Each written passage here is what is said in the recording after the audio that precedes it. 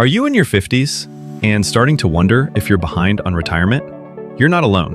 And the good news is, it's not too late to fix it. But first, you need to know what mistakes to avoid. I'm Retirement Rob, and in this video, I'm going to walk you through the 5 biggest retirement mistakes people make in their 50s, and exactly how to fix each one. Let's start with mistake number 1, guessing your retirement number. Most people pick a round number, like $1 million, and hope for the best. But your retirement number isn't one size fits all. It depends on your lifestyle, your expenses, and how long you plan to live.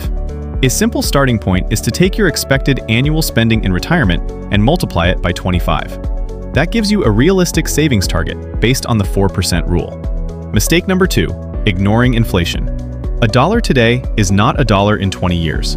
If you're planning to live on $50,000 a year in retirement, that same lifestyle could cost you $75,000 or more by the time you get there. Make sure your savings plan accounts for an average inflation rate of around 3% per year. Mistake number 3, underestimating healthcare costs. This one catches a lot of people off guard. Healthcare is often the biggest expense in retirement, and it only goes up as you age. Start building a dedicated healthcare fund now, and look into what coverage you'll actually have once you stop working.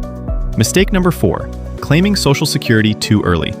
I know it's tempting to claim as soon as you're eligible, but every year you wait past 62, your monthly benefit increases by roughly 6 to 8%. If you can afford to wait, even a few extra years can mean tens of thousands of dollars more over your lifetime.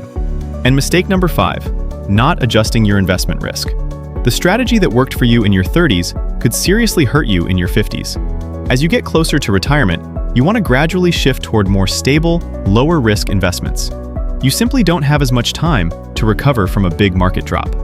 So there you have it, 5 mistakes, 5 fixes. The most important thing you can do right now is start.